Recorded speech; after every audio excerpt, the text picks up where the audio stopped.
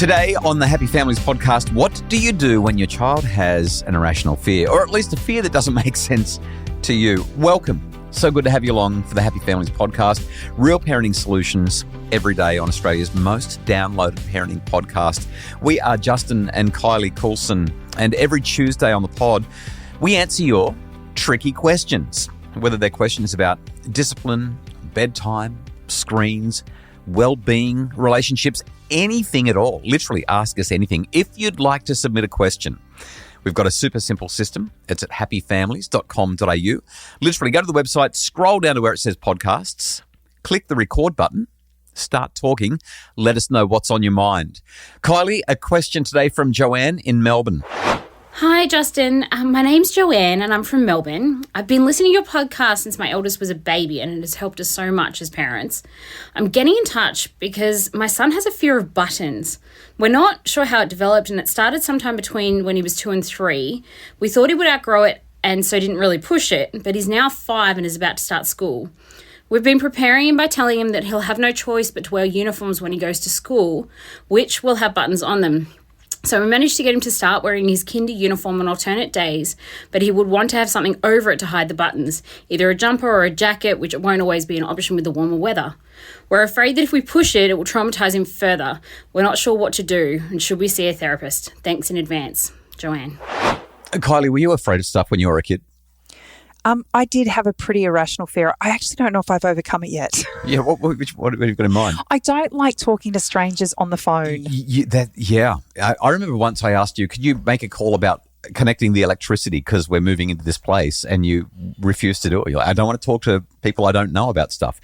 Still a bit like that as a grown-up. I really am. Haven't quite even when I do make those phone calls, I need to have somebody's name. And if I can't hear it, I actually go through the awkwardness of making sure I know who I'm speaking to before I can continue the conversation.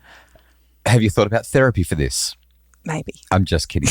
So let's just at the outset highlight, it's really normal for children to experience fears. Kids are afraid of making telephone calls, but more likely they're afraid of things like the food on their plate, or the fact that they've done a poo and it scared them when they looked at it in the toilet, or has it left their body. I mean, some kids won't go to the toilet because of this. Some kids don't like the sound of the toilet flushing. Some kids are scared of dogs.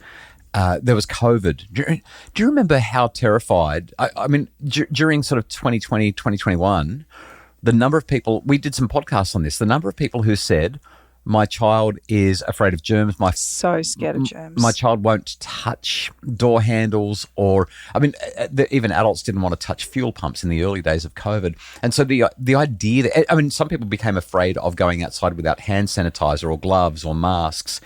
And the anxieties become really, really big. The worries, the fear, the concern that something is going to occur.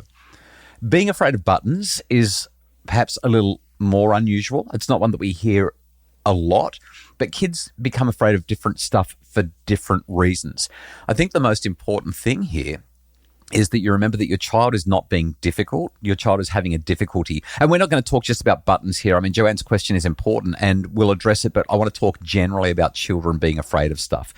If we're only talking about buttons, that would rule most people out. But everyone has a child. Most of us are afraid of some stuff. I guess the biggest challenge here is that often we try to have a rational, logical conversation with our children when they're in a highly emotive state. And I'm always saying high emotions equals low intelligence. That is, you can't think straight when you're in a high emotion state. Let me ask you this, Kylie. When you're stressed, when you're worried, when you're anxious, when you are metaphorically in a situation where you're about to encounter buttons, that is, you're going when I have to pick up the phone and make a phone call to somebody, at like the health fund or the local council, you've got to make an inquiry about something, whatever it is. As the anxiety goes up for you as an adult, what is that you want from loving people around you? That they'd sit beside me, hold my hand, stroke my forehead. Maybe do it for you. Give me the words, actually. Right, yeah. What do I say here? Yes, I need them to give me the words. How have you ever managed to do 4 years of podcasting? It's amazing. It's amazing what editing does. Yeah, JR does an amazing job. I am pretty good, aren't I? So to pick up on your point here, though, what our children need is they don't need a problem-solving conversation. No. They need an emotion conversation. When we tell our kids that they have no choice, Yes. or they have to do something. So in my case, it was just constantly, you're a big girl, you need to make the phone call. And I felt might have like said that more than once after we were married. Have a choice. Yeah. We actually feed the anxiety. Exactly. I'm having flashbacks to Inside Out 2 right now. And just it's such a beautiful movie about dealing with it. Obviously, we talked about it on the 16th of Jan, I think it was, in our Thursday morning episode. The way that anxiety takes over. And that's what's happening with this little guy. Okay, he's only 5 years old. He's about to start school probably the next week or so. And he's thinking, the buttons are out to get me. Whatever's going through his mind, we're never quite going to know. And even if you sit down and say, tell me what it is about the buttons, that 4-year-old or that 5-year-old, I guarantee, will not be able to articulate why the buttons are scary, why the buttons are causing anxiety. It's possible, as you've said, that over the last couple of years, especially in the last little while, by highlighting you've got no choice, it's going to happen, that doesn't tend to reduce anxiety, tends to exacerbate and build it. So our job is to validate before problem solving. I'm not into the gentle parenting craze. I've been accused of being a gentle parenting proponent for a long, long time, and it's usually by people who are gentle parents and love gentle parenting. My sense is that if you do gentle parenting right, it's wonderful, but too many people don't do it right. And I'm more interested in supporting needs, being a needs supportive parent than a gentle parent. And a needs support in this context is saying, this is really tough, isn't it? Or you're really scared, aren't you? Or every time we go to put that shirt on, you have a little mini meltdown because it worries you, doesn't it? And just having your child hear you articulate that, enunciate the words, describe the problem, not fix it, just describe it, makes them go, yeah, that's right. If you try to go logical then and say, well, why don't you tell me why? They won't have an answer, because even for them, they're feeling it, but they don't know, and they will literally just cry and they'll get anxious because they can't answer the question. But that's our first stop right there. This is hard for you. You just describe, say what you see. 2 weeks ago, I shared a story about me and my anxiety around having to climb a telegraph pole. For context, for those of you who missed the podcast a couple of weeks ago, you were climbing a telegraph pole because you were on a retreat and it was one of the activities and you were harnessed in, and the objective was to get to the top of the pole, just in case someone thinks you're doing weird things in our street. And recognise that our fears are often quite irrational. Yeah, like buttons or climbing telegraph poles. We're completely safe, completely strapped in, and yet the thought of actually getting on top of that telegraph pole was so intense for me. It took me nearly 10 minutes. Yeah.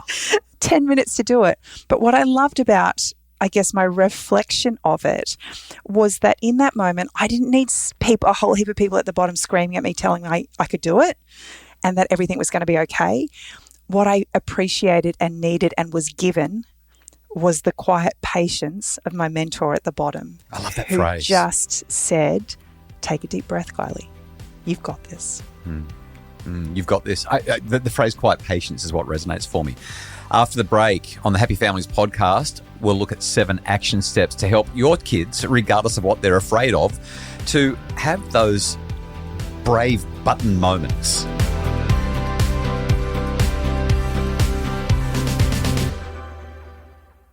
Kylie, I have 7 action steps that are going to help any parent whose children are struggling. But before that, I really want to step into just a couple of take-home messages from what we've discussed, because we've covered some really good stuff here. First thing, children's fears, no matter how irrational they might seem, are genuinely frightening to them. Well, they're real to them. Correct. So when you say, don't worry, you're being silly, calm down, there's nothing to worry about, that doesn't help them. That makes them feel like now there's something wrong with them because they are worried about it and they're not calm and they can't seem to act on your instructions. Well, it also teaches them that you don't understand. Exactly. Second really key point, trying to have rational conversations with an emotional child is generally going to be counterproductive. And telling them to calm down so you can have a rational, logical conversation is also going to be counterproductive. We need to see them in that space and literally say, this is really hard for you, isn't it? And give them a hug, help them to be calm, and then move forward. It's like that conversation we had the other week with Charles Duhigg.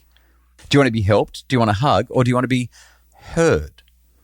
Third thing, you've already mentioned this, but it's a key point that we've got to be really clear on. Telling kids that they have no choice is going to increase their anxiety. It's not going to reduce it. Fourth thing, creating emotional safety is what we have to do before we address the fear. Once we've created the emotional safety, that's when we get to have the conversation and say, all right, this is really tricky. What's our way forward? How are we going to address this? Final point, gentle exposure to the buttons or to the puppy dog or to the man with a beard or whatever it is that your child might be afraid of. Gentle exposure. Lots of, what was the word you used about patience? Quiet patience. Gentle exposure, quiet patience, much more effective than some sort of a forced confrontation. Do kids sometimes have to do really hard things? Of course they do. Sometimes you've just got to push through it. Sometimes you do have to suck it up, princess. But more often than not, they don't.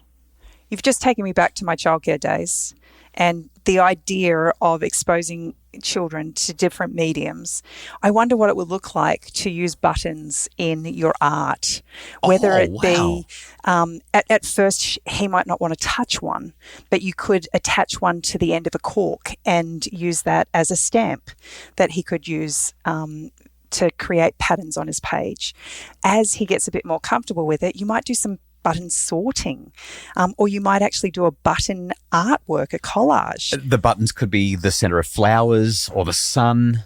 There's so many different things that you could do where he actually starts to see, maybe with school coming up, you go to the shops and you actually go and find a beautiful button that you could sew into the inside of his pants that he could touch and know that that's represents mum. Like every time he's feeling a little bit lost or anything, he can just hold on to that button inside his pants and he knows that mum's thinking of him and loves him.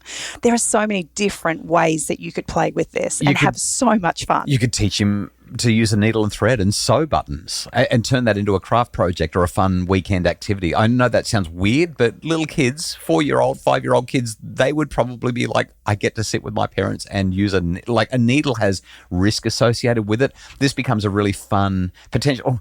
It could also exacerbate the anxiety because now he's going to be scared of needles and pins and buttons. But I'm getting ahead of myself. Kylie, we need to wrap this up. If I was to talk about specific action steps for parents, this is what I'd be encouraging. Number one, acknowledge the fear, but don't try to talk them out of it because your logic is not going to be helpful. Number two, create the emotional safety before addressing the fear. Number three, look for and celebrate brave moments that your child might have. Number four, let your child develop solutions with you. Don't give them solutions. Let them develop those solutions with you. Number five, find alternative practical solutions. So, Kylie, you've talked about all the therapeutic options that might work, and I love that. Another simple solution could be maybe he can wear a sports uniform. I know that some sports uniforms have buttons on the polo or whatever, but 2 buttons is better than 4, or the different fabric. Joanne said that he was okay wearing a jumper over the top of the buttons. So there are definitely some options here that could be tried. I think if it becomes really, really challenging, you've got to work with the school to find accommodations where you need it. You might even want to talk to a counsellor. I don't reckon a psychologist is needed. I wouldn't have thought that a psychologist would be your first point of call, but I also think that there are plenty of other therapies out there that could be helpful. And it has been going on for a couple of years. So maybe if you're not making any headway, it might be helpful to get some professional involvement. And last of all, I think we should just remember that most childhood fears resolve with quiet patience and some compassionate support. I think the one thing to remember is, firstly, we've got to be kind to ourselves as parents. Our kids are going through a hard thing, and sometimes that creates hard challenges for us as parents. But secondly, we're so used to having quick fixes. We're so used to having answers at the ready because, we've got a problem. We go on to Google and in an instant, we've got 15, 20, hundreds of ideas to work with. So we're used to having answers placed in our lap. And the reality is our kids they're not cookie cutters. Every single one of them is different. Every single one of them has their own perks, their own quirks, and they are individual in their response to the world. And so if we just give them the time to work themselves out with gentle, quiet patience, I think that we'll actually find that life is much better for everybody. If you'd like to submit a tricky question We've got a super simple system at happyfamilies.com.au. Just go to the website, scroll down to podcasts, click the record button, and start talking. The Happy Families podcast is produced by Justin Rulon from Bridge Media. If you would like more information and more resources to make your family happier, visit us at happyfamilies.com.au.